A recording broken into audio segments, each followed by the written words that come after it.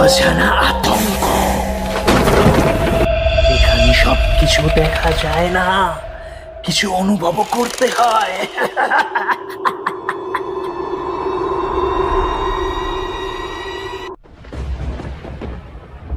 আমাদের আজকের নিবেদন অচেনা ফ্ল্যাট। সায়ন্তন সদ্য একটি নতুন ফ্ল্যাটে উঠেছে, কলকাতার একটি বহুতল আবাসনে 7ম তলায়। ফ্ল্যাটটি সস্তায় পেয়ে গেছিল, তার কারণ আগের মালিক হঠাৎ করে বিক্রি করে দেয় ফ্ল্যাটটিকে। প্রথম কয়েকদিন সব ঠিকঠাকই চলছিল। ফ্ল্যাট একেবারে পরিষ্কার, ঝা চকচকে, আলো বাতাস বেশ ভালো খেলছে, আশেপাশে লোকজনও প্রচুর রয়েছে। কিন্তু একদিন কাজ থেকে ফিরেই সায়ন্তনের মনে হলো ঘরে ঢোকার পরেও যেন কেউ তার পেছন পেছন ঢুকলো।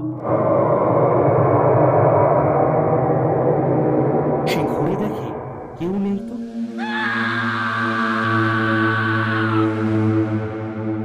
তবে দরজার বাইরে দাঁড়িয়ে ছিল এক বুড়ো দারোয়ান, যাকে আগে কখনো দেখেনি রোহান।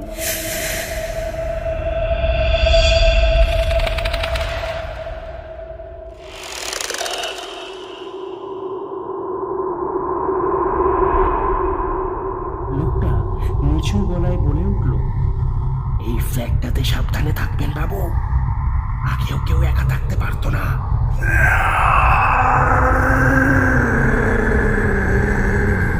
সবাই চলে যেত বাবু, আপনি সাবধানে থাকবেন বাবু, সাবধানে থাকবেন।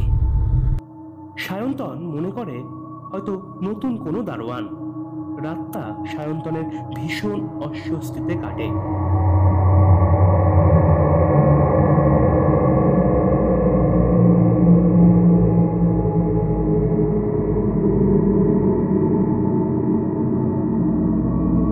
পরদিন সে অফিস থেকে এসে দেখে ঘরের সমস্ত চেয়ার উল্টে রয়েছে।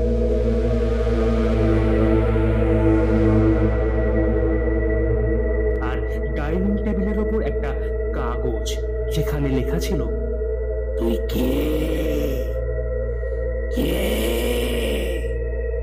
তুই তো না, কে তুই? কে?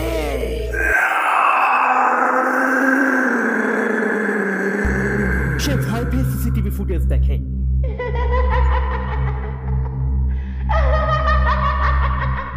দেখে সারাদিন ফ্ল্যাটটা তালা বন্ধ, কেউ কোনো রকম ঢোকেনি।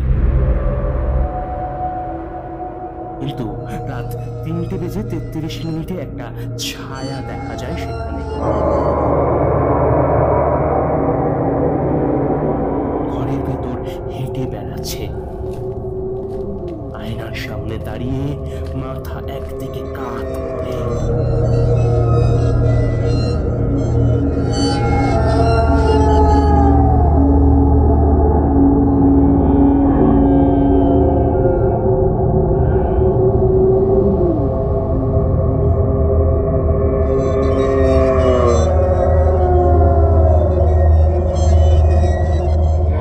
সায়ন্তন দারোয়ানকে আবার খুঁজতে যায়।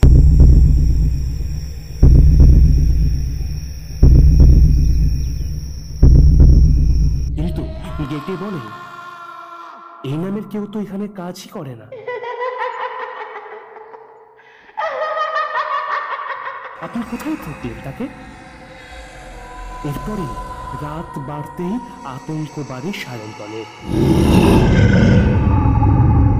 সেই রাতেই সে যখন ঘুমিয়ে পড়েছিল, তখন হঠাৎ একটা ঠান্ডা নিঃশ্বাস তার কানের পাশে।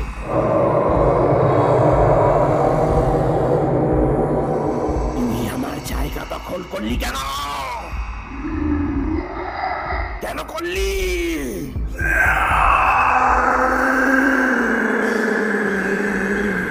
এরপর তোকে আমি ছাড়বো না।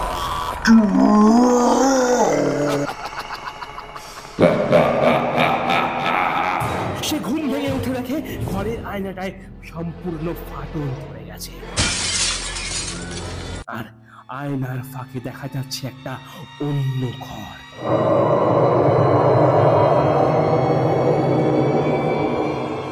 যেখানে একজন লোক বসে আছে ঠিক তার মুখের মতো